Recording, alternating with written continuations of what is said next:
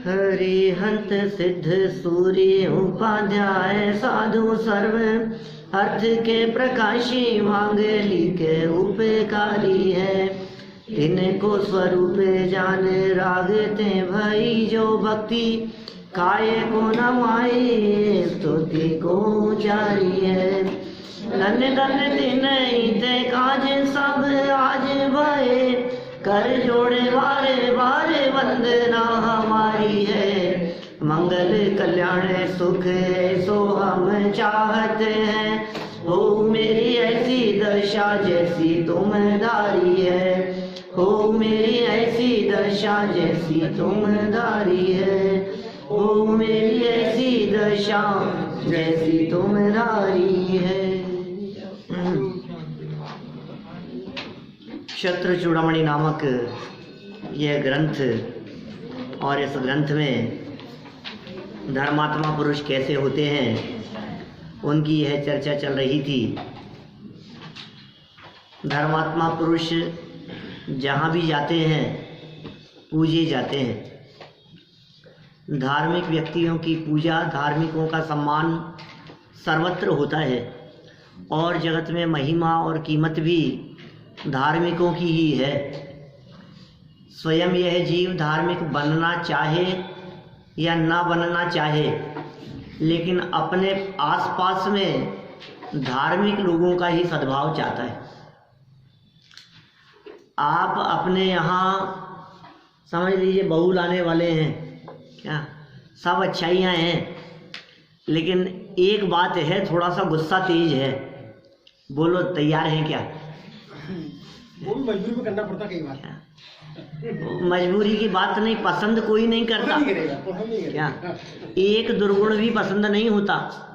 आपको अपने घर में सर्वेंट रखना है, आपको अपने ऑफिस में एक क्लर्क रखना है, सारी अच्छाइयाँ हैं, लेकिन सिर्फ एक कमी है कि झूठ बोलता है। बोलो, है बहुत ईमानदार लेकिन बोलता है झूठ। बोलो आप तैयार हैं? नहीं रख सकते। कोई भी व्यक्ति जो आपको आपके पास में चाहिए, वो व्यक्ति ऐसे चाहिए जिनमें क्रोध नहीं हो, जिनमें घमंड नहीं हो क्या, जो मायाचारी नहीं करते हो और लोभी नहीं हो, हत्यारे हिंसक ना हो, और क्या कहेंगे सारे मतलब सारी कषाएं और पाप जिनके अंदर नहीं हो, ऐसे व्यक्तियों के मिलना दुर्लभ है। और आपको यदि अपने यहाँ अकाउंटेंट रखना है, कैशियर रखना है, तो आप कैसा व्यक्ति तलाशेंगे बताओ? एक आध अवगुण चलेगा क्या? कि नहीं, लड़का बहुत अच्छा है आप रख लो, बस थोड़े से हेर फेर करता है भैया कैश का मामला है ये कैसे रख सकते हैं? ईमानदार होना चाहिए। मेरा कहने का मतलब ये है, आज के समय में भी, वर्तमान समय में, ये जो प्राचीन समय से चली आई हुई बातें हैं, क्रोधादि कषायों के अभाव की बात, चाहे हिंसादि पापों से रहित की बात, ये धर्म जैसे जगत में धर्म कह करके पुकारा जाता है, वास्तविक धर्म तो क्या है उसकी तो चर्चा हम करेंगे। अभी ये चर्चा धर्म की करनी है हमारे को। आज ये प्रकरण यहाँ चल रहा है। कौन सा श्लोक था? 5वें लंब का 41 नंबर का श्लोक। इसके विशेषार्थ की चर्चा हम कर रहे हैं। तो धर्म, जो असली धर्म है, वो तो बहुत बड़ी चीज है ही।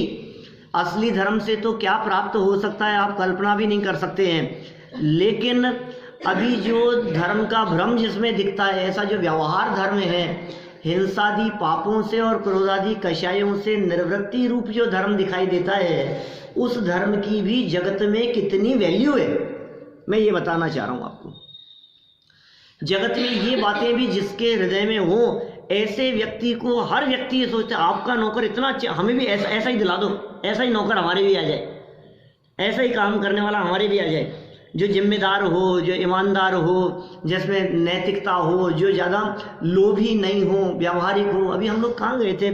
गढ़ाकोटा नहीं, गौर झामर में पंच कल्याणक था। तो उनके यहाँ एक सर्वेंट था इस तरह का। आप उससे पैसे दो तो पैसे नहीं लेवे, कोई आदमी और बिल्कुल शुद्ध सात्विक जीवन जीवे, ज़्यादा पैसे की ज़रूरत नहीं है, जो इतना संतोष रखने वाला, तो ऐसा लगता है ऐसा नौकर हमारे भी भेज दो ना एक। सबको ऐसे सज्जन व्यक्ति चाहिए। सरलता और सज्जनता की डिमांड पूरे देश में है, लेकिन यदि किसी व्यक्ति से कहा जाए कि तुम अपने आप में इन गुणों को देखते हुए अरे अपने तो सब चलता है, 2 के 4 सब थोड़ा बहुत, तो हमें कोई ज़्यादा सरलता काम नहीं आती आज के ज़माने में, ऐसी बातें करते हैं ना। थोड़ा बहुत तो रखना पड़ता है, थोड़ा बहुत, इतना भी सरल ठीक नहीं है, थोड़ा बहुत अपनी वो तो होनी चाहिए ना। अनुशासन के नाम पर क्रोध को रखना चाहता है, स्वाभिमान के नाम पर मान को रखना चाहता है। थोड़ा बहुत, अरे जिस रेट में आया है उसी रेट में दे देंगे तो कमाएंगे क्या? क्या क्या कहावत चलती है, घोड़ा घास से दोस्ती करेगा तो खाएगा क्या? अरे भाई, ये व्यवहार धर्म की भी, जब जगत में व्यवहार धार्मिक लोगों की भी, जो धार्मिक नहीं है, व्यवहार से जिनके जीवन में थोड़े बहुत ये संस्कार दिखते हों, उनकी जगत में इतनी महिमा होती है, तो जो सच्चे धर्मात्मा हैं वे 3 लोक में पूजे जाते हों, स्वर्ग के देव और इंद्रादिक आकर के उनकी जय जयकार करते हों, तो कौन से आश्चर्य की बात है? क्यों नहीं होगा ऐसा? पे सुरनाथ जजे हैं, गेही पे ग्रह में न रचे, जो जलते भिन्न कमल हैं, नगर नारी को प्यार यथा कादे में हेम अमल है। वो लाइनें पहले चले गई। दोष रहित गुण सहित सुधीजे, सम्यक दर्श सजे, और चरित्र मोह वश लेश न संयम पे सुरनाथ जजे। छेड़ाला की लाइनें हैं। कई तरफ से डिमांड आ रही है, आपके छेड़ाला पे प्रवचन नहीं है क्या? कल एक नैरोबी से मैसेज आया, एक टीकमगढ़ से मैसेज आया है, ऑडियो है काफी सालों पहले। नहीं, बोले यूट्यूब पर नहीं है आपके। अब या तो दोबारा वीडियो कभी करेंगे अपन, ये पूरा होने के बाद में। 2-3 तरफ से लोगों की बोले छेड़ाला पर है क्या आपके, छेड़ाला पर प्रवचन है क्या? ऑडियो है भाई, चाहिए तो ले लो। हाँ, होती नहीं थे उस समय पे। ये छेड़ाला कितनी मार्मिक है, मेरे ख्याल से काफी प्रवचन है उस पर अपने, पूरे हैं, आद्योपांत साल भर के प्रवचन है। माने वो कितनी मार्मिक पंक्ति है, देखो आप। देव लोग आपकी पूजा करें, बोलो आपको कितना अच्छा लगेगा।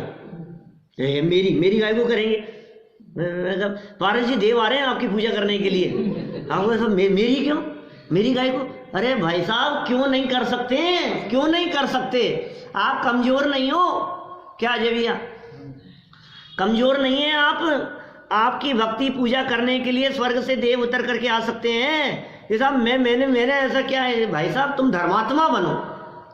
जो धर्मात्मा होते हैं उनकी रक्षा करने के लिए, उनका सहयोग करने के लिए, उनकी जय जयकार करने के लिए, और वो देव आपको दिखे नहीं तो भी आपके कार्य सध जाते हैं उन देवों के द्वारा, ऐसा हो जाता है। ये किसकी महिमा है? ये धर्मात्मापन की महिमा है। लेकिन धर्म कहते किसे हैं? लेकिन धर्म का स्वरूप क्या है वो तो बताओ। तो पहली धर्म की परिभाषा यहाँ कही, 9 बिंदु दिए हैं। 9 में से पहला बिंदु यह दिया गया, दया को धर्म कहा गया है। इसका मतलब जिसके हृदय में दया नहीं है वो व्यक्ति धार्मिक नहीं हो सकता है। बहुत बहुत पूजन करता हूँ, बहुत भक्ति करता हूँ, जिसके हृदय में दया नहीं है।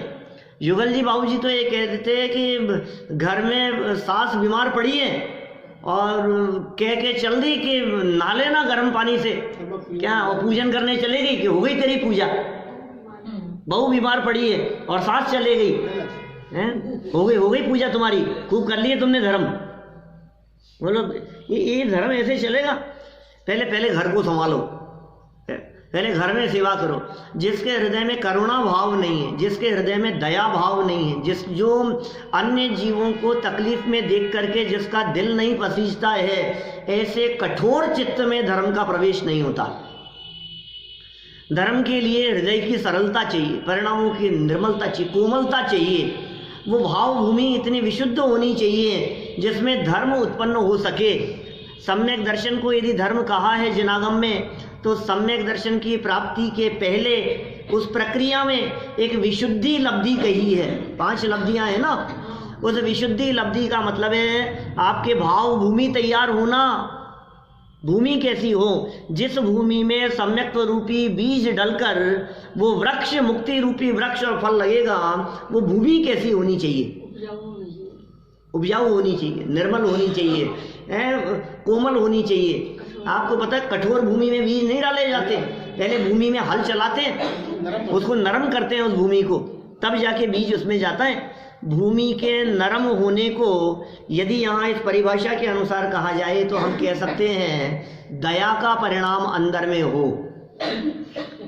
दयावान व्यक्ति के हृदय में धर्म होगा, कठोर चित्त व्यक्तियों के हृदय में धर्म उत्पन्न नहीं हो सकता। इसलिए सरल बनो, सरल बनो, सरल और सहज बनने का प्रयास करो, विनम्र बनो, खींचने की कोशिश मत करो किसी पॉइंट को, झगड़ा करने का प्रयास मत करो।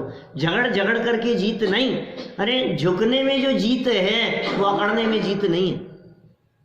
यह दया किसके प्रति? सबके प्रति। और फिर कल हमने बात कही थी दया करो पहले अपने पर, अपने आप के ऊपर दया करो, वहां से दया की बात होगी।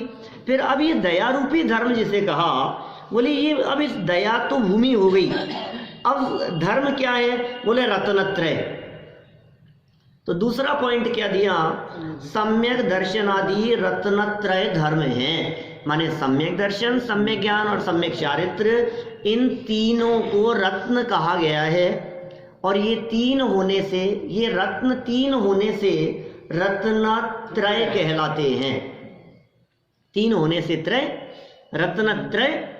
ठीक है। अब कहा ये धर्म है, इसका नाम धर्म कह करके पुकारा है। आगे और बहुत सारी परिभाषाएं दी है। पहले तो रत्नत्रय की चर्चा जितनी करो खूब कर सकते हैं। रत्नत्रय क्या चीज है? बोले श्रद्धा, श्रद्धा से धर्म होगा। रत्नत्रय में पहला रत्न कौन सा है? सम्यक दर्शन। सम्यक दर्शन माने श्रद्धा, सम्यक ज्ञान माने सही ज्ञान, यथार्थ ज्ञान, और सम्यक चारित्र माने तत् संबंधी योग्य आचरण, वो आचरण भी अंतरंग का। तो सम्यक दर्शन, सम्यक ज्ञान और सम्यक चारित्र, ये तीनों जिसके जीवन में हैं वो धर्मात्मा हैं। क्योंकि ये धर्म हैं, इसलिए इनसे सहित होने से व्यक्ति धर्मात्मा हो जाता है। तो इसमें भी सबसे पहला तो श्रद्धा कह दिया। अब आपको श्रद्धा ही नहीं है, अब बात बात में अरे साहब प्रवचन में ऐसी बातें तो सुनते हैं लेकिन भरोसा तो नहीं होता। ऐसा भी होता होगा क्या? सबसे इंपॉर्टेंट चीज है श्रद्धा। भरोसे के बिना काम नहीं चलेगा भाई साहब। भरोसा पहला स्टेप है। श्रद्धा के बिना तो दुनिया में कोई काम नहीं होता। आपको यदि इस बात की श्रद्धा न हो कि हम जिस फ्लाइट में बैठ रहे हैं ये फ्लाइट उड़ेगी और पहुंचेगी, तो आप बैठोगे नहीं।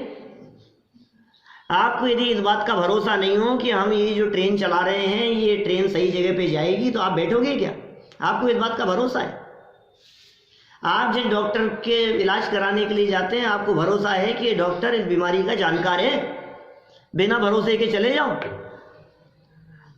एक इंजेक्शन भी लगवाना होता है ना, और जो कंपाउंडर इंजेक्शन लगाने के लिए आया, आपको यदि पता लग जाए कि जिंदगी में पहली बार इंजेक्शन लगा रहा है, लगवाओगे क्या? बोलो। लेकिन किसी न किसी के तो पहली बार लगाता ही होगा। पहली बार लगा रहा हूं। ये कह करके थोड़ी लगाता होगा कि मैं तुम्हारे पहली बार लगा रहा हूँ। लेकिन पहली बार तो जिंदगी में आखिर हजारों को लगाए हैं, तो पहली बार तो लगाता ही होगा ना। तुम्हें यदि इस बात का पता लग जाए कि आज जो डॉक्टर ऑपरेशन करने वाला है, मेरा चीरफाड़ करने वाला है, वो पहली बार कर रहा है, नहीं कराऊंगा, अपना शरीर कैसे छोड़ दोगे? आपको इस बात का भरोसा है कि नहीं नहीं ये एक्सपीरियंस है, श्रद्धा है, तब जाकर के आपका भरोसा उसके प्रति बनता है। इस भरोसे के बिना अपना शरीर ऑपरेशन के लिए डॉक्टर को छोड़ देना तो बहुत दूर की बात है। इस भरोसे के बिना एक सूट का कपड़ा, एक कुर्ते का कपड़ा टेलर को नहीं देता है कि पहली बार काट रहा है, बिगाड़ नहीं दे। कितना हर जगह पर भरोसा काम आता है। इस विश्वास के बिना कैसे आगे बढ़ सकते हैं आप? अब यहाँ धर्म क्षेत्र की बात आती है, ये नहीं साहब, अब देखो विश्वास भी करता है। जैसे सम्यक श्रद्धा की बात कही ना, सम्यक दर्शन, तो ये समझता है हमें पूरा भरोसा है। ये अंधभक्ति को भरोसा समझता है। ये ऐसा भरोसा समझता है, हे भगवान हमें आप पर पूरा भरोसा है। डॉक्टर भी जवाब देता है तो ये कहता है भगवान पे भरोसा रखो। फिर आप क्या कहते हैं? जब सब तरफ से भरोसा उठ जाता है तब कहता है अब भगवान पे भरोसा है। भगवान बचाने आएंगे अब। अब भगवान बचाने के लिए आएंगे। क्यों? क्या भरोसा है भगवान पर? भगवान बचाने के लिए आ जाएंगे, भगवान उतर जाएंगे? नहीं भाई, ये जिस श्रद्धा की बात चल रही है, ये श्रद्धा अपने आप पर है या नहीं है? मुझे अपने आप पर श्रद्धा है, मुझे आत्मा की श्रद्धा है, वस्तु स्वरूप की श्रद्धा है। इस श्रद्धा का नाम सम्यक दर्शन है। न ऐसे वस्तु की खबर है, न वस्तु स्वरूप की खबर है, न आत्मा की खबर है, न परमात्मा की खबर है। ये आत्मा परमात्मा कैसे बन गए हैं, इन बातों की कुछ खबर नहीं है। और ये कहता है कि नहीं, हाँ श्रद्धा श्रद्धा बस ठीक है। ऐसे अंधश्रद्धा से काम नहीं चलेगा, खोटी श्रद्धा से काम नहीं चलेगा। श्रद्धा से रहित तो कोई जीव कभी है नहीं, श्रद्धा से रहित कोई नहीं होता। ये जीव सदा काल श्रद्धा से सहित है, लेकिन वो श्रद्धा जब गलत जगह पर होती है, बोलिए जी साहब क्या? श्रद्धा जब गलत जगह होती है। हाँ बिल्कुल, देखो प्रचला में भी जवाब दे दिया। हाँ वो समझ रहा हूँ मैं। वो श्रद्धा जब गलत जगह पर होती है क्या, तो उस गलत श्रद्धा को कहते हैं मिथ्यात्व, मिथ्या दर्शन क्या। और वही श्रद्धा जब सही जगह पर होती है तो उसे कहते हैं सम्यक दर्शन। श्रद्धा तो है ना हमारी, अभी गलत जगह पर श्रद्धा है। शरीर ही मैं हूँ, ये श्रद्धा, ये खोटी श्रद्धा है। और मैं शरीर से भिन्न एक चैतन्य तत्व हूँ, ये श्रद्धा सम्यक श्रद्धा है। तो जगत में या तो जीव मिथ्या दृष्टि होते हैं या जीव सम्यक दृष्टि होते हैं। दो के अलावा तीसरा तो कोई है नहीं, तीसरा पार्टी नहीं। जगत के अनंतानंत जीवों को दो भागों में बांटना हो तो सम्यक श्रद्धा और मिथ्या श्रद्धा वाले जीव बांट सकते हैं हम। संसारी असंगी पंचेंद्री तक के सभी जीव नियम से मिथ्या दृष्टि, सैनी पंचेंद्रियों में बहुत मिथ्या दृष्टि, और चौथे गुणस्थान से लेकर सिद्ध भगवान तक सब सम्यक दृष्टि। सिद्ध भी तो सम्यक दृष्टि है, अनंत भगवान भी तो सम्यक दृष्टि है, चौथे गुणस्थान से ऊपर वाले सब सम्यक दृष्टि है। वो श्रद्धा यहाँ कदम कदम पर देखो, श्रद्धा का अर्थ ये है कि जिन वच में शंका न धार, उसका नाम है श्रद्धा। शंका नहीं है हमारे को, जिज्ञासा हो सकती है। दो बातें हैं अलग अलग, एक है शंका और एक है जिज्ञासा। ज्ञानियों के हृदय में भी जिज्ञासा तो होती है, कोई बात समझ में नहीं आए तो पूछेंगे, बात समझ में नहीं आ रही है साहब, ये बात गले नहीं उतर रही है, ये बात क्या कहना चाह रहे हैं, ये आचार्य देव ने क्या बात कही है, ये बात हमारे को कुछ गले नहीं उतर रही, कुछ समझ में नहीं आ रही, क्या क्या है इसके पीछे रहस्य। आप ज्ञानियों से पूछेंगे, गुरुओं से पूछेंगे, विद्वानों से पूछेंगे, समझ में नहीं आएगी तो। अरे मुनिराजों के चित्त में भी किसी विषय को लेकर जिज्ञासा उत्पन्न हो जाती है तो वे मुनि अवस्था में भी अरे पुतला निकल जाता है शंका के समाधान के लिए, आहारक पुतला निकल जाता है। क्या क्या विकल्प आ जाते हैं मुनिराजों को। शंका उत्पन्न हुई, संजय विजय नाम के दो मुनिराज, चारण रिद्धिधारी मुनिराज, और वे विहार करने के लिए निकल पड़े शंका के समाधान के लिए। दूर से बालक वर्धमान दिखाई दिए, समाधान हो गया। ये कैसे समाधान हो गया उनको? तो जिज्ञासा थी ना मन में, शंका नहीं थी। निशंकित अंग के धारी है। प्रश्न में जिज्ञासा में अंतर है। शंका में और शंका कहते हैं प्रश्न चिन्ह खड़ा कर देना, उसका नाम है शंका। शब्दों के प्रयोग जिज्ञासा के लिए शंका, शंका के लिए जिज्ञासा कर लो, कोई फर्क नहीं पड़ता है, लेकिन थोड़ा सा भाव भेद समझना चाहिए हमारे को। हमने कहा स्वर्ग 16 होते, अरे किसने देखे साहब, ये है शंका। हम नहीं मानते स्वर्ग नरक कुछ नहीं होता है। कल परसों कोई एक YouTube पर किसी का वीडियो था, नाम नहीं लेना चाहता, ध्यान तो आ गया, लेकिन वो लिखा था यही स्वर्ग है हमारे, इस धरती पर ही स्वर्ग है। क्या बहुत बड़े व्यक्ति की बात है, हिंदुस्तान में नामी, तो क्या कहें, स्वर्ग भी यही है और नरक भी यही है।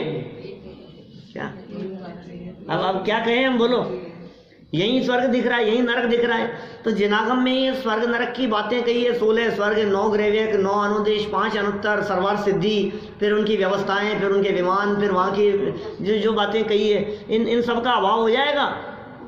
आपको श्रद्धा तो करनी पड़ेगी ना। अभी हमने कहा, पंच कल्याणक पे प्रवचन किए ना वहाँ ग्वालियर में, अरे बाल तीर्थंकरों के भोजन की व्यवस्था स्वर्ग से होती, कपड़े उनके स्वर्ग के मानस समूह के अंदर विराजमान है। सौदर में इंद्र के महल के बाहर, उसके विमान के बाहर, वहाँ मानस स्तंभ खड़े हुए हैं, और उन मानस स्तंभों में ऊपर रत्न के पिटारों में, रत्न करंड में वो तीर्थंकरों के वस्त्र आभूषण वगैरह रहते हैं, वहां से आते हैं, देव लोग लेकर के आते हैं व्यवस्था। एक बार बने दोबारा बनते नहीं है। बाल तीर्थंकर के जन्माभिषेक के लिए मेरू पर्वत पर ले जाते हैं, ऐरावत हाथी पर बिठा करके जन्मोत्सव मनाया जाता है देवों के द्वारा। अब आप कहो हम तो नहीं मानते स्वर्ग, तो तुम स्वर्ग नहीं मानते तो फिर तीर्थंकरों को कैसे मानोगे? तीर्थंकरों का जीवन चरित्र नहीं मान पाओगे, कितनी बड़ी परेशानियां खड़ी होगी। मैं अभी विस्तार करने लगूं तो सिर्फ इसी पॉइंट के ऊपर अपना पूरा टाइम निकल जाए, इतना दिमाग में उछल रहा है मेरे ये प्रकरण, लेकिन कोई सार नहीं है। अनेक बार करते रहते हैं अपन चर्चा। श्रद्धा कितनी जरूरी है ये सोचिए आप। तीर्थंकर गायब हुए, पंचमेरु गायब हो जाएंगे, नंदीश्वर गायब हो जाएंगे, विदेश क्षेत्र गायब हो जाएगा, विद्यमान 20 तीर्थंकरों की चर्चा नहीं करेंगे। ऐसे ऐसे लोग जो मेरे सामने शंका खड़ी करते हैं, कहते हैं अरे साहब कुछ नहीं होता विदेश क्षेत्र वगैरह, कहाँ है? आप कहते हो धरती पर तीर्थंकर है। कभी जब प्रवचनों में हम इस तरह की बात कहते हैं, सीमंदर भगवान, सीमंदर नाम के तीर्थंकर 20 तीर्थंकरों में से पहले तीर्थंकर हैं। इसी धरती पर वर्तमान में उनका समूह शरण लगा हुआ है, उनकी दिव्य ध्वनि इसी धरती पर, इसी जम्बूद्वीप में, विदेश क्षेत्र में, और देव लोग आ रहे हैं, उनकी दिव्य ध्वनि सुन रहे हैं। 3 गतियों के जीव सीमंदर भगवान की दिव्य ध्वनि सुन रहे हैं। तो लोग कहते हैं क्या बेकार की बात है, कुछ नहीं, हम कैसे मान ले? ये हालत तो उनकी है जो लोग रोजाना पूजन करते समय बोलते हैं विद्यमान श्री 20 तीर्थंकर सिद्ध प्रभु के गुण। अब बोलो अब क्या करो?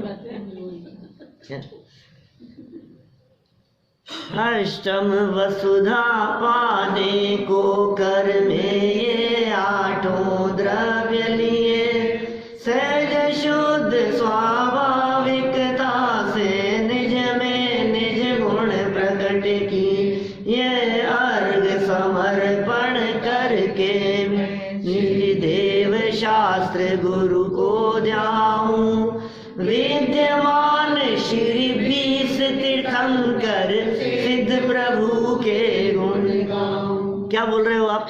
विद्यमान श्री 20 तीर्थंकर। जब हमने उस बात को थोड़ा सा खोल करके बताने का प्रयास किया तो आपकी श्रद्धा विचलित हो गई कि हम नहीं मानते, और रोजाना बोल रहे हो आप विद्यमान श्री 20, विद्यमान श्री 20, विद्यमान श्री 20। इसका मतलब समझ में नहीं आ रहा है। हम किसको अर्घ चढ़ा रहे हैं रोजाना? रोजाना किसकी पूजन कर रहे हैं?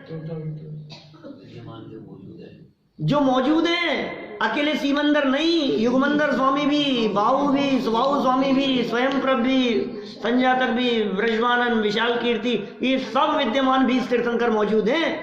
इनकी प्रतिमाएं हिंदुस्तान के सैकड़ों मंदिरों में हैं, विद्यमान 20 तीर्थंकरों की प्रतिमाएं। सीमंदर भगवान की करीब करीब 700 वर्ष पुरानी सबसे ज्यादा प्राचीन प्रतिमा बयाना में है, नहीं अपने यहाँ राजस्थान में ही 700 साल पुरानी प्रतिमा, और 410 वर्ष पुरानी सीमंदर भगवान की प्रतिमा हमारे दीवान पतिचंद जी के मंदिर में, संवत 1665 की प्रतिमाएं। बोलो आप, 2075 चल रहा है, 1665 की प्रतिमाएं सीमंदर भगवान की। अब ये भरोसा ही नहीं, अरे साहब ये तो बातें तो सब शास्त्रों की बातें हैं, अब ये क्या है, भरोसा तो नहीं होता हमारे को, ऐसा भरोसा नहीं होता तुम्हारे को, स्वर्ग पे भरोसा नहीं है, नरक पे भरोसा नहीं है, वस्तु स्वतंत्रता पर भरोसा नहीं है, अकर्तावाद पर भरोसा नहीं है। यहां से शुरुआत होती है धर्म की, ये फर्स्ट स्टेप है। अजय जी, दूसरे अजय जी से बात कर रहा हूं यहां से धर्म की शुरुआत होती है। श्रद्धा सबसे पहले, क्योंकि आप न प्रथमानुयोग पढ़ पाओगे, न चरणानुयोग पढ़ पाओगे, न करणानुयोग पढ़ पाओगे, न द्रव्यानुयोग पढ़ पाओगे।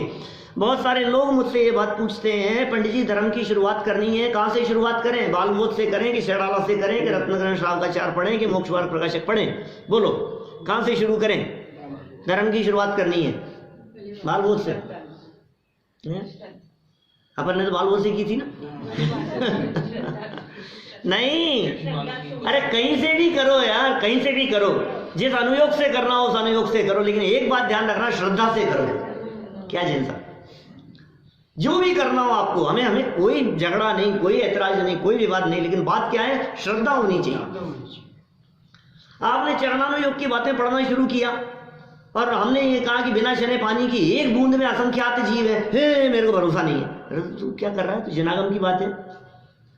हमने कहा आलू के एक कण में सुई की नोक टच करो, आप कल्पना करें कितने जीव हैं उसमें, एक आलू, और उस आलू में हमने सुई को टच किया और टच करके ऐसे उठाया तो जो सुई की नोक है ना, ये आगे वाली, पूरी सुई की बात नहीं कर रहा हूँ, इस सुई की नोक पर इतने जीव हैं, इतने जीव हैं, इतने निगोदिया जीव हैं, इतने हैं कि यदि उन जीवों को आंवले के बराबर कर लिया जाए तो आपके पूरे 2.5 फीट में जगह नहीं मिले, और यदि उनको कबूतर के बराबर कर लिया जाए, इतने अनंत जीव हैं कि कबूतर की साइज के यदि वे जीव हो जाएं तो 3 लोक में जगह नहीं मिले, इतने अनंत जीव हैं। किसकी बात कर रहा हूं मैं? सुई की नोक की बात कर रहा हूं। अब सोचो जरा, जैसे आलू में नहीं, सब जमीगंद में, सारे जमीगंद में, अकेले आलू में नहीं। गाजर का भी यही हाल है। गाजर बोलो, भरोसा हो तो खा नहीं सकता व्यक्ति, अब भरोसा नहीं है चलता है, अपने क्या फर्क पड़ रहा है। आलू वगैरह जमीगंद से तो अपना जन्म जन्मांतरों का नाता है। कितने फायदेमंद हैं इसके, कितने फायदे हैं। इससे आंखें सही रहती है और इससे ये सही रहता है। तुम्हारे कर्म जब उदय में आएंगे तो तुम्हारे को समझ में आएगा किससे क्या होता है।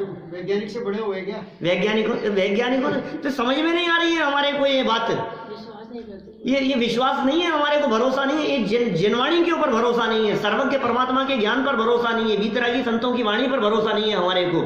एक जैनी होकर के कैसे सेवन कर सकता है, टच कैसे कर सकता है, घर में जमीगंद टच कैसे हो जाए, भरोसे से काम चलेगा। अरे साहब आप तो ज्यादा ही कह दिया आपने, तो क्या हमारे मरवाओगे आप। क्यों भाई, मरवाने की क्या बात है। साल में कितने दिन, साल में 1, 2 दिन, 4 दिन मुश्किल से खाता होगा, जिसके लिए पूरी जिंदगी भर का पाप बांध रखा है माथे पर, तत्काल छूट जाए। अच्छा गाजर कितने समय खाते हो, मुझे मूली कितने दिन खाता होगा कोई व्यक्ति, खाता होगा तो बताओ। महीने 2 महीने में भी कभी भी आती है, रोज थोड़ी आती है। महीने 2 महीने तो आती है, महीने 2 महीने सीजन टाइम है, उसमें 2-4 दिन 5 दिन खाता होगा कोई, 10 दिन खाता होगा। 365 दिन में 10 दिन खाता है, जिसमें जिंदगी भर का साल भर का पाप माथे पर लेकर के घूम रहा है, तो कौन सा निहाल हो जाएगा उससे। एक एक में इतने जीव हैं। बोलो चरणानुयोग श्रद्धा से पढ़ना कि नहीं पढ़ना? श्रद्धा से पढ़ो, श्रद्धा से शुरुआत करो। प्रथमानुयोग उठा करके देख लो, प्रथमानुयोग की बातों पे भरोसा नहीं होता हमारे को। अरे साहब ऋषभ देव भगवान 84 लाख पूर्व की आयु, अरे सब गप्पे ही है। इतनी लंबी लंबी बातें, 500 धनुष की हाइट उनकी, 500 धनुष, और एक धनुष कितना बड़ा, बोले 4 हाथ का, एक हाथ कितना कि 1.25 फुट का, तो माने करीब 5 फुट, माने 2500 फीट, माने करीब 1 किलोमीटर से ज्यादा, 820 मीटर होता है एक्चुअल में, एग्जैक्ट यदि देखो ना तो 820 मीटर होता है। लोग तो कहते रहते कहाँ होंगे इतने बड़े। ऋषभ देव भगवान की जो हाइट थी, जब राजा ऋषभ देव थे तो उनकी हाइट कितनी थी? 820 मीटर की, 820 मीटर, 1 किलोमीटर से ज्यादा, इतनी तो उनकी हाइट थी। फिर जिस मकान में रहते होंगे तो छत टकराती होगी, वो मंजिल की हाइट कितनी होगी, और एक मंजिल नहीं, ऐसी 84 मंजिल का महल था उनका। हे भगवान है भरोसा आपको उसके ऊपर। प्रथमानुयोग है, शास्त्र की बातें हैं, मैं सब सिद्ध कर सकता हूँ। मैं काल चक्र लिया था अभी मैंने, वहाँ 7 प्रवचन है यूट्यूब पर उपलब्ध है, 7 प्रवचन काल चक्र के ऊपर। तो सारे अंत में प्रश्नोत्तरों में मैंने सब शंकाओं का समाधान किया। आपको ग्राफ बना करके देखो अवसर्पिणी का, और अभी एक प्रवचन सिंगापुर में भी लेने वाला हूँ काल चक्र पे, उनकी डिमांड पर, अभी 7-8 दिन बाद, 5-7 दिन बाद। 2 तारीख नहीं, वैसे ही शिविर का आयोजन रखा है। तो देखो क्या कहा हमने, उस पर भरोसा नहीं होता, फिर आयु पे भरोसा नहीं होता हमारे को। 84 लाख पूर्व और एक पूर्व, देखो 84 लाख पूर्व की आयु है, एक पूर्व कितना बड़ा, 70,56,000, और उसके आगे 7 जीरो लगाओ, करोड़, 7056, फिर 000000000, 70,56,000 करोड़, इतने वर्षों का एक पूर्व। ऐसा 1 पूर्व, 2 पूर्व, 3 पूर्व, 4 पूर्व, 5 पूर्व, ऐसे 84 लाख पूर्व की आयु थी ऋषभ देव की। 84 पूर्व नहीं, 84 लाख पूर्व। 84 लाख पूर्व। बोलो, गले नहीं उतरती, मुझे मालूम है। आप लोगों की उतर रही है कि नहीं, ये बताओ। कोई नहीं मानता। नहीं उतर रही है तो पहले ये बात उतारो दिमाग में कि जिनवाणी की बात गलत नहीं हो सकती। इस श्रद्धा से शुरुआत करो और आगे बढ़ो। ऐसे ही लगा लो आप कर्णानुयोग की बातों में, ऐसे ही लगा लो आप द्रव्यानुयोग की बातों में। विस्तार नहीं कर रहा हूँ मैं तो आगे बढ़ रहा हूँ। बहुत बात, 2 शब्द कह दिए हमने। कर्णानुयोग की सारी बातें लगा लेना आप, सुमेरु पर्वत की और इसकी उसके और दुनिया भर की और उनकी नाप और उनकी लंबाई चौड़ाई और सब कर्णानुयोग की बातें आ जाएगी। द्रव्यानुयोग की बातें लगा लेना, आत्मा परमात्मा की बातें। किसने देखा आत्मा? हमें तो आत्मा वही दिखती है भटकती हुई। आत्मा की चर्चा जिनको नहीं सुहाती है। माने श्रद्धा यदि होगी कि नहीं भाई साहब, जिन वच में शंका निधार, जिनेंद्र भगवान के वचनों में शंका नहीं है, अब धर्म की शुरुआत होगी। यहां से सबसे पहला चिन्ह है निशंकित। रत्नत्रय धर्म है। रत्नत्रय में पहला रत्न सम्यक दर्शन है और सम्यक दर्शन के अंगों में पहला अंग निशंकित है। क्या कहा हमने? रत्नत्रय धर्म है। रत्नत्रय धर्मों में पहला रत्न सम्यक दर्शन है और सम्यक दर्शन के 8 अंग कहे हैं। उन 8 अंगों में से पहला अंग वो है निशंकित, शंका नहीं, ये धर्म है। फिर सम्यक ज्ञान की बात कर लो। ज्ञान तो बहुत हो लेकिन ज्ञान की कीमत नहीं है, सम्यक ज्ञान की कीमत है। ज्ञान तो बहुत है साहब, वृद्धि बहुत है। बड़े बड़े साइंटिस्ट, बड़े बड़े सीए, चार्टेड अकाउंटेंट और doctor, engineer, software engineer, knowledge तो बहुत है, ज्ञान तो बहुत है, क्षेयोक्षम तो बहुत है। ऐसे ऐसे महापुरुष मिलेंगे आपको जिनके ज्ञान के आगे जगत जन लोहा भरते हुए देखेंगे, पानी भरते दिखाई देंगे। इतना ज्ञान है साहब, क्षेयोक्षम कम नहीं है। लेकिन ज्ञान का क्षेयोक्षम ज्यादा नहीं चाहिए। अब्दुल कलाम साहब को भी ज्ञान कम नहीं था, क्या जबरदस्त ज्ञानी थे। बातें सुनो आप उनकी, तो पीएचडी हो उनके ऊपर, 1 2 नहीं सैकड़ों ऐसे व्यक्तित्व थे। लेकिन धर्म नहीं। धर्म कैसे होगा? सम्यक ज्ञान का नाम धर्म है, ज्ञान का नाम धर्म नहीं। सम्यक ज्ञानी होए बहुरी दृढ़ चारित्र लीजिए। तो पहले तो सम्यक ज्ञानी हो, फिर दृढ़ चारित्र अंगीकार करे, फिर चारित्रम खलु धर्म, चारित्र धर्म। ये बातें नीचे भी आने वाले हैं, यही पॉइंट वापस भी, जिनमें ये सम्यक दर्शन को धर्म का मूल, चारित्र को धर्म कह रहे हैं। तो हम थोड़ी चर्चा ये यहाँ नीचे उतर करके भी करेंगे, है ना। ज़्यादा ऊपर ही उड़ते रहे ऐसा ठीक नहीं है। 2 हो गए धर्म, सम्यक दर्शन आदि रत्नत्रय धर्म है। 2 बातें याद रहेगी। पहली बात क्या थी? दया। दया को धर्म कहा गया है, पहली चीज। दूसरी चीज सम्यक दर्शन आदि रत्नत्रय धर्म है। नंबर 3, वस्तु के स्वरूप का दूसरा नाम धर्म है। ओ गजब बात कह दी भाई। हमने कार्तिकेय अनुप्रेक्षा नामा एक ग्रंथ पढ़ा था, आपने आना शुरू किया था तब, 2010 का टाइम था, 2010 में। उस समय बीच में एक पंक्ति आई थी, सारे जगत में जगह जगह, चाहे आप समझ लो जुलूस के प्रसंग पर, महावीर जयंती के जुलूस में, बड़ी बड़ी सभाओं में ऐसे वाक्य लगे हुए बैनर आपने देखे होंगे जिन पे लिखा रहता है वत्थु सहाओ धम्मो। देखा आपने? कभी ध्यान नहीं दिया होगा, अब देखना कभी ध्यान देंगे आप। महावीर जयंती के जुलूस में भी अहिंसा परमो धर्म है, वत्थु सहाओ धम्मो, चारित्रम खलु धम्मो, ये ऐसे बैनर लेकर के चलते हैं लोग पूरे जुलूस में, नंदन मूलो धम्मो।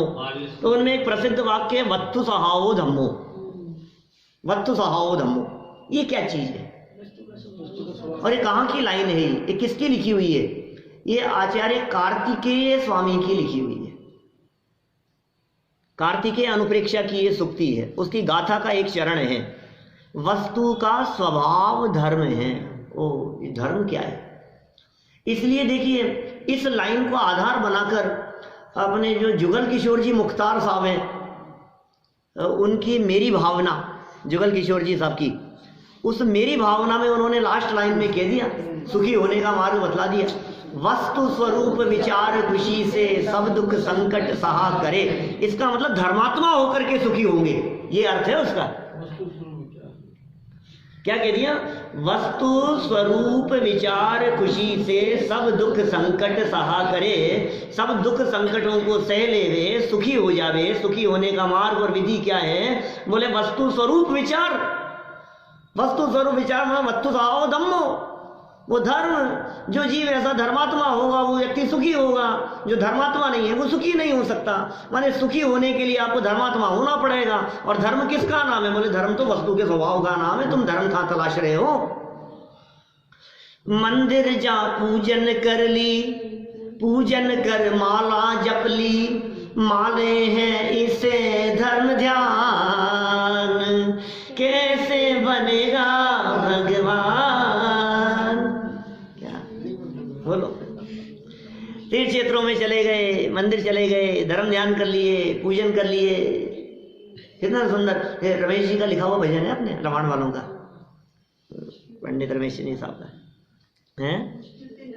मुश्किल से नर्तन पाया, नर्तन में पाप कमाया, पापों ने ढाका तेरा ज्ञान, कैसे बनेगा भगवान? बोलो, कितने सुंदर लाइनें हैं उसमें आगे जो अभी अपन ने बोली है। मंदिर चले गए, पूजन कर ली, धर्म ध्यान हो गया, खूब व्रत उपवास कर लिए, त्याग कर लिए, माने से धर्म ध्यान, खूब धर्म ध्यान कर लिया, खूब धर्म ध्यान कर लिया। कभी कभी कोसते रहते हैं अपने भावी पीढ़ियों को, आगामी पीढ़ियों को देख करके, अरे भगवान क्या होगा, ये कैसे धर्म होगा? मंदिर तो बनते जा रहे हैं, पूजन प्रक्षाल करने वाले दिखते नहीं है, अब धर्म का क्या होगा? कैसा काल आ गया है, मंदिर सूने पड़े हैं देखो आप, और वो क्लब भरे मिलते हैं, क्या चने पाने पीने वाले दिखते नहीं है। आप देखो दिन में भोजन करने यदि कहीं चले जाओ शादी विवाह के प्रसंग पर, तो थाली उठाने वाले तुम ही दिखते हो, और 8 साढ़े 8 बजे देखो तो फिर देखो आप क्या भीड़ दिखती है वहाँ। खाने में नहीं है नंबर आए उस समय तो। ये क्या हाल हो गया है? तो लोग ये कहते हैं कि क्या होगा इस धर्म का, खत्म होता जा रहा है साहब, ये पंचम धीरे धीरे करके खत्म हो जाएगा भाई साहब, आप आगे पीढ़ी को नहीं संभालोगे तो, नहीं समझाओगे तो। हम ये कहते हैं धर्म की नहीं, अपने आप की सोचो, क्योंकि धर्म तो वस्तु के स्वभाव का नाम है। ये जैन धर्म खाने पीने का नाम नहीं है। ये जैन धर्म इतना हल्का नहीं है कि किसी व्यक्ति के न अपनाने से खत्म हो जाए। ये जैन धर्म तो वो वस्तु का स्वभाव है जिसके बारे में मैं कहता हूँ नमक के खारेपन का नाम धर्म है, मिश्री की मिठास का नाम धर्म है, मिर्च के तीखेपन का नाम धर्म है, अग्नि की उष्णता का नाम धर्म है, आत्मा के ज्ञाता दृष्टापन स्वभाव का नाम धर्म है। बोलो, अग्नि की उष्णता को यदि मिटाया जा सके तो धर्म मिट जाएगा। नमक का खारापन क्या कभी मिटाया जा सकता है? नहीं। नमक का खारापन मिट जाएगा कभी? द्रव्य क्षेत्र और काल भाव से अप्रभावित रहता है, वो धर्म है। ये धर्म क्षेत्र काल से प्रभावित नहीं होता। अरे साहब पंचम काल चल रहा है, इस काल में धर्म कैसा, कि क्या बात कर रहे हो आप? चौथे काल का नमक कैसा होता था? मीठा होता होगा थोड़ा। चौथे काल में नमक कैसा होता था? और पंचम काल का नमक, और चौथे काल में मिश्री का स्वाद कैसा होता था? चौथे काल में अग्नि कैसी होती थी? तो काल से अप्रभावित रहे, वो वस्तु का स्वभाव है। वस्तु जगत की जितनी वस्तुएं हैं उन वस्तुओं का जो स्वभाव है वो स्वभाव धर्म है। उस उष्णता जो अग्नि में मौजूद है वो उसका धर्म है, वो त्रिकाल धर्म है। किसी भी काल में चले जाओ अग्नि तो गर्म ही होगी। लोग कहेंगे साहब छठे काल की अग्नि तो ठंडी होती है। अरे छठे काल में अग्नि नहीं होती, अग्नि होगी तो उष्ण होगी। समझ में आ रही है बात? ये साहब काल से तो आप प्रभावित कह दिए। अरे क्षेत्र पे लगा लो, विदेश क्षेत्र में, विदेश क्षेत्र की छोड़ो, अमेरिका में आप कहाँ जाके आए भैया? अभी कहाँ जाके आए? London, Paris? कहाँ? पेरिस जाकर के आया। वहाँ नमक कैसा था? पेरिस में भी नमक खारा ही होता है। गुजरात में मीठा नहीं होता, उसे कहते मीठू है। नमक के लिए मीठू शब्द बोला जाता है वहां, तो अलग बात है। लेकिन भाई स्वभाव क्षेत्र से, किसी भी क्षेत्र में चले जाओ, दुनिया के किसी भी क्षेत्र में चले जाओ, शब्द उसके लिए कुछ भी पुकारा जाए लेकिन वस्तु का स्वभाव नहीं बदलेगा। गुजरात में यदि नमक के लिए मीठू शब्द का प्रयोग किया जाता है तो मैं आपसे पूछता हूं उस नमक में मिठास कितनी आ जाती है? नहीं आएगी, बिल्कुल नहीं आएगी, क्योंकि वस्तु अपने स्वभाव को नहीं छोड़ती है। अब मुझे बतलाओ, ये पंचम काल का अंत हो चाहे छठा काल हो, प्रकृति का स्वरूप धर्म है। इसलिए धर्म की चिंता मत करो, धर्म कभी खत्म नहीं होता। वस्तु में से उसके स्वभाव को कभी निकाला नहीं जा सकता है, वस्तु का स्वभाव कभी मिटता नहीं है, इसलिए धर्म को कभी मिटाया नहीं जा सकता है। धर्म की चिंता मत करो, ये धर्म अपने जीवन में न उतरा और ये बात अपने को समझ में नहीं आई तो अपना क्या होगा उसकी चिंता करो। ये सारे जगत की चिंता करता है, इसको चिंता लगी है उनका क्या होगा, इनका क्या होगा। हे भगवान जैन धर्म को बचाओ, बचाओ जैन धर्म को बचाओ। तो समझ रहा है धर्म किसका नाम है? तो धर्म को बचाने की बात कर रहे हैं कि नहीं साहब सब मिलकर के धर्म बचाओ। ये धर्म बचाएं, कैसे बचेगा धर्म बताओ? धर्म तो सुरक्षित है, धर्म कभी खत्म नहीं हो सकता, अनादिकाल से चला आ रहा है और अनंत काल तक चलता रहेगा। कि साहब यदि आप इस वस्तु के स्वभाव को धर्म कह रहे हो, वस्तु का स्वभाव धर्म है, तो मुझे तो लगता है फिर ऐसा कहने से प्रत्येक वस्तु अपने आप में ही धर्मात्मा होगी। फिर धर्म करो, ये क्या बात हुई? फिर तो सभी धर्मात्मा हो गए ना। पॉइंट समझ में आ रहा है मैं क्या कह रहा हूँ? धर्म की चर्चा कर रहा हूँ थोड़ी सी, क्योंकि सब धर्म करने आते हैं यहाँ क्या। इसलिए पहले एक बार धर्म समझ ले, हम धर्म चीज क्या है। हम धर्म करने के लिए आए हैं, ये धर्म क्या चीज है कि साहब आपने ये कहा कि वस्तु का स्वभाव धर्म है। क्या कहा आपने? वस्तु का स्वभाव ही धर्म है। अब यदि स्वभाव धर्म है तो आत्मा भी एक वस्तु है, तो उसका भी कोई स्वभाव होगा जो धर्म होगा। तो क्या स्वभाव है? जानना देखना आत्मा का स्वभाव है। तो इसका मतलब हर आत्मा स्वभाव से धर्मात्मा है, हर वस्तु स्वभाव से धर्मात्मा है। तो फिर धर्म करो, धर्म करना चाहिए। इसका क्या मतलब रह गया? सब हो गए ना धर्मात्मा? कि सुनो तो सही, स्वभाव से तो सब धर्मात्मा है, लेकिन मेरे वस्तु के स्वभाव रूप धर्म की खबर नहीं है, वस्तु के स्वभाव रूप धर्म की श्रद्धा नहीं है, इसलिए अधर्मात्मा होकर के जगत में परिभ्रमण कर रहा है।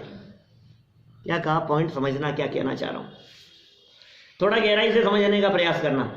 धर्म, वस्तु का स्वभाव तो धर्म है, लेकिन उस स्वभाव को पहचाना नहीं ना, ये पापियों के लक्षण है। उस स्वभाव को अपनाया नहीं, उस स्वभाव को स्वीकारा नहीं।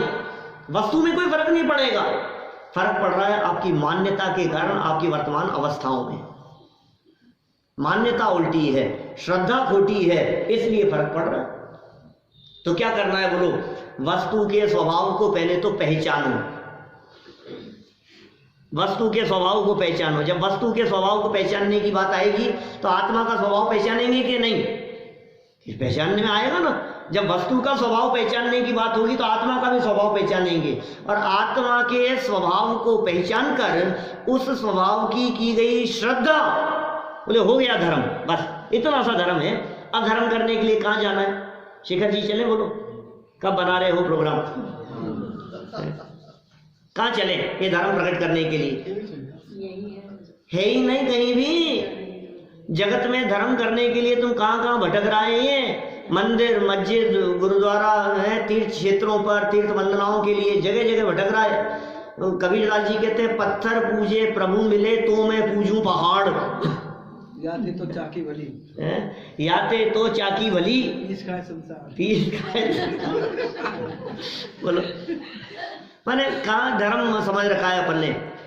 व्रत नियम संयम आप कियो, श्रीमद जी की पंक्तियां हैं, बहुत बहुत इस तरह की बातें मिलेगी आपको, कदम कदम पर इस तरह की बातें मिलेगी। योग सार के अंदर खूब लिखी इस तरह की बातें। 40-45 नंबर की गाथा से 40 से लेकर के 45 नंबर तक की गाथा योग सार, 5 गाथाओं के अंदर मंदिर कहाँ है, धर्म कहाँ है, भगवान कहाँ है, परमात्मा कहाँ है। जिन देव तन मंदिर रहे जन मंदिरों में खोजते। लो गजब हो गया। भगवान कहाँ रहते हैं? भगवान तो अंदर है। मैं नहीं कह रहा हूं, हम होते कौन है ये बात कहने वाले? शास्त्रों में लिखी है, आचार्य योगेंदु देव लिख रहे हैं, कितने सालों पुरानी घटना है। बोलो क्या लिखा उन्होंने? जिन देव तन मंदिर रहे जन मंदिरों में खोजते, हंसी आती है कि मानो सिद्ध भोजन खोजते। कहां तलाश रहे हो तुम? पानी में मीन प्यासी मोहे सुन सुन आवत हासी।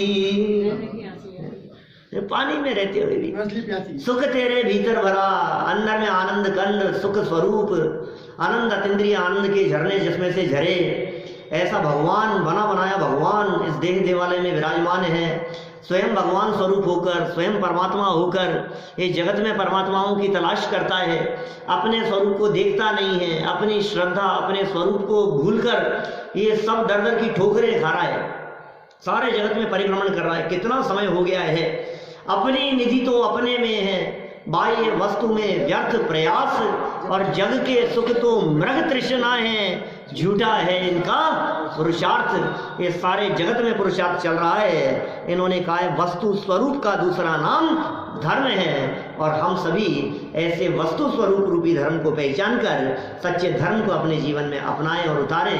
इसी भावना से बात को यहीं विराम देते हैं।